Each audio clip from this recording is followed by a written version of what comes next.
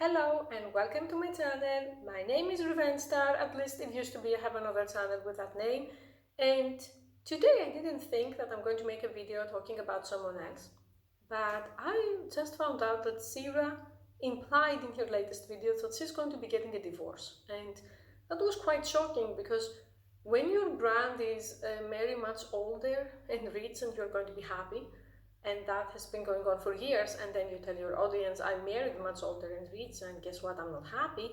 I understand that a lot of people would probably be frustrated over that, and it made me very sad to see in the comments people saying that Shera was a fraud, that she cheated, that, like, I don't have any tea to spill, and I don't know what happened, and I don't hate Shera, I wish her the best actually. I'm someone who comes from a Pikmisa dynasty. The women in my family worked and worked and worked and worked until they became decrepit. And when that happened, instead of blaming themselves for their situation, they tried to sabotage the younger female family members from getting out. If you want me to tell you what's one of the most popular phrases my mother repeated to me when I was a young girl, it was, I didn't have it, so why should you? And that could be a vacation, that could be doing the job you love, that could be even a dishwasher. When I got a dishwasher from my house that I paid with my own money, my mom didn't talk to me for a month. As if me getting a dishwasher was somehow an insult to her that she didn't get a dishwasher. So I was looking for people who may have or may not have a different message, and I had found Shera. And I'm a grateful person because in many ways she showed me the way to love yourself that no other female showed me. So I'm making this video to say that, do I think that Shera was wrong? Not really, in the sense of Shera started, because I know that she's in her early 40s, which is quite young. Shera started before social media, okay?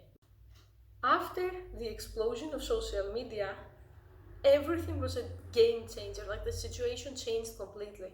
And I say that because in the past, as a woman, you had two choices. Choice number one was to go work a job, and choice number two was to get married and either have a career that was secondary, like be a wife and mother, or not marry, like not to work at all.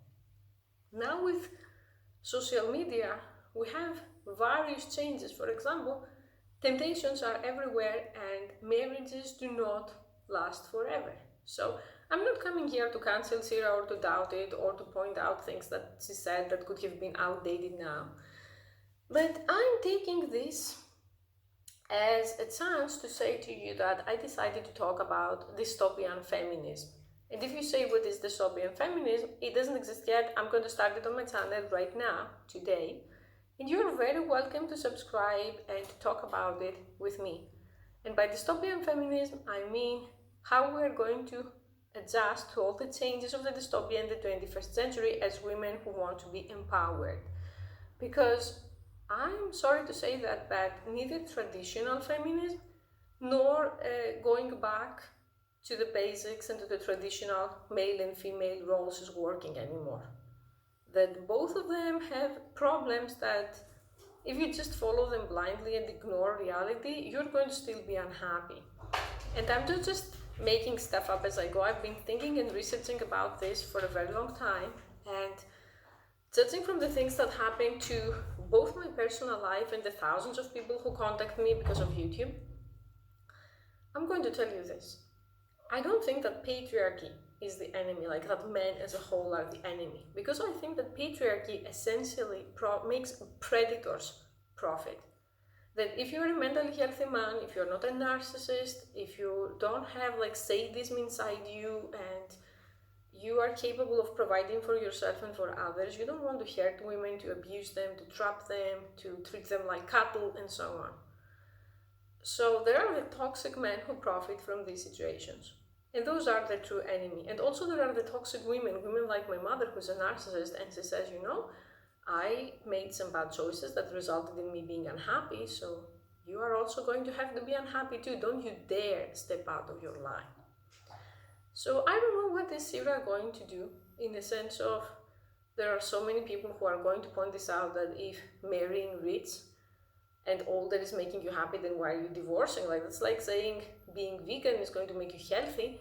and then go out and say, guys, yeah, I was vegan for years and now I'm getting sick, so I'm going back to eating meat. But the thing is that, to be honest, between me and you, I thought that Shera is going to become a very young widow.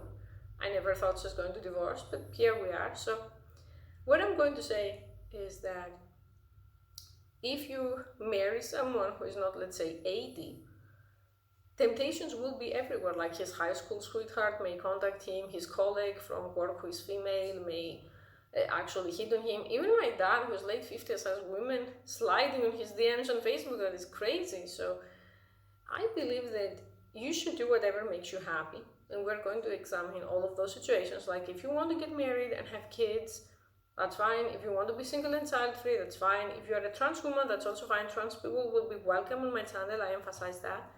But there is a catch. And the catch is, we have to stop treating those relationships and those marriages as A, permanent, and B, the center of our existence. I used to be a lot on Reddit. Reddit is a forum that it has 300 million visitors every day, and primarily men and educated men, like above middle class, a lot of white men as well.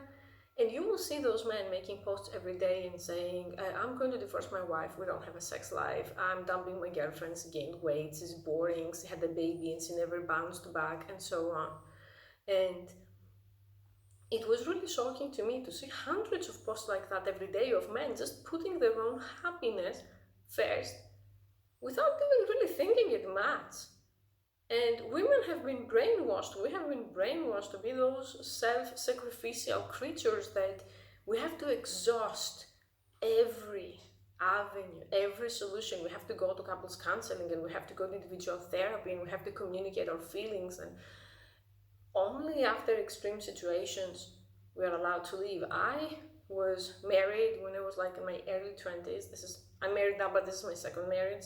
And when I wanted to divorce my first husband, who was a doctor, and he was extremely controlling and financially abusive, ironically, given the fact that he was an older doctor, and I was living, like, you cannot imagine how bad I was living. I will make videos about that.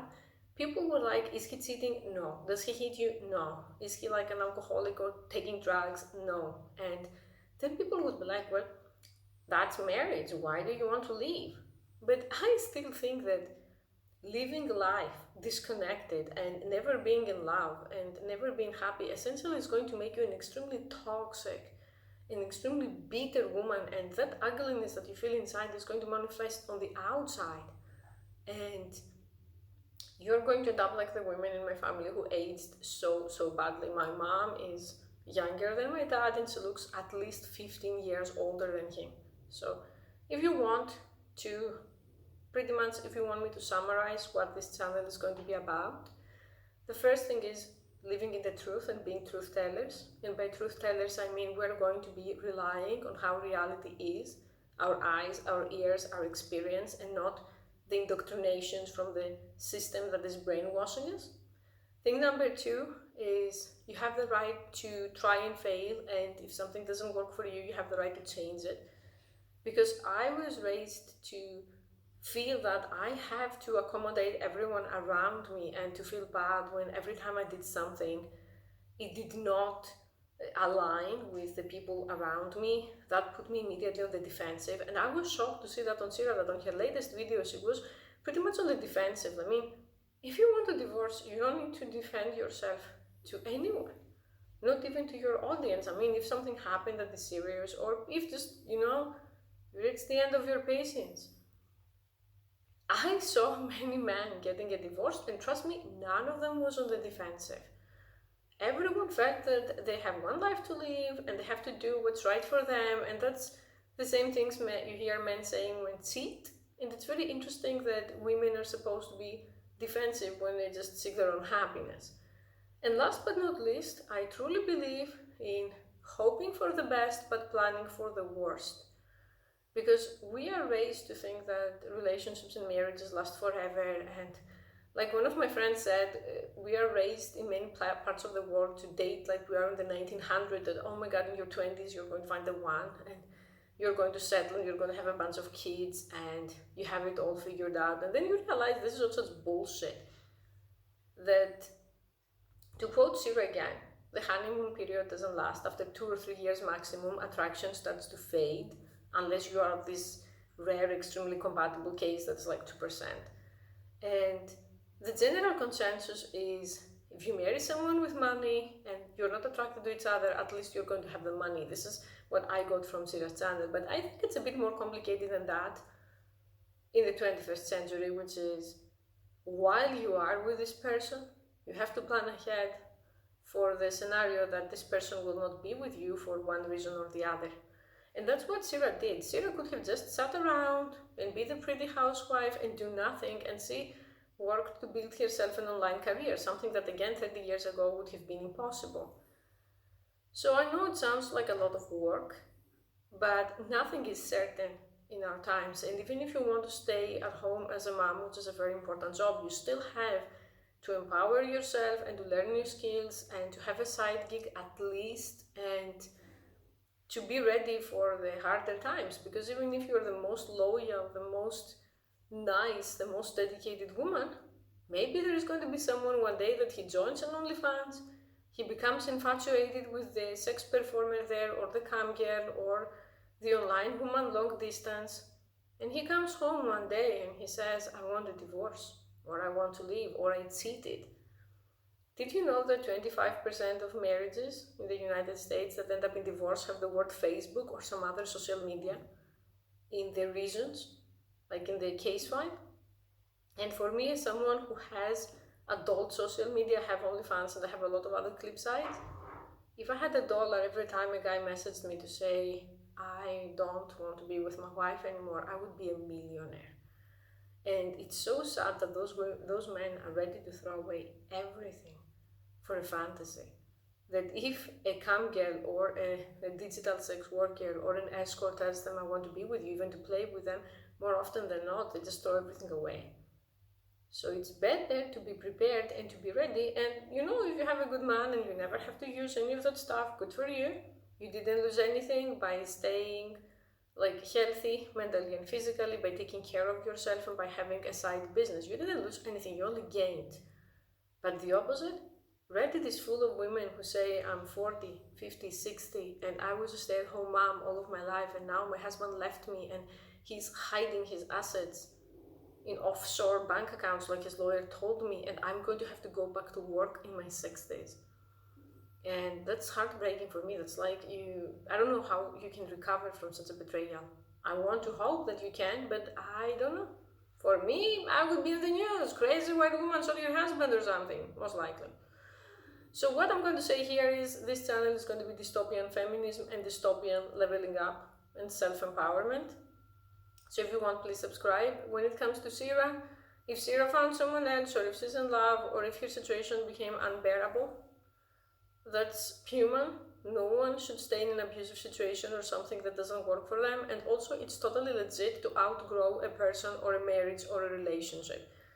What people used to label as loyalty, in many cases, it's just codependency. Because if someone says you should not divorce and you should say miserable, because that's convenient for me, that person should not be in your life. And I don't care if that person is male, female, a relative, and so on. Thank you for watching.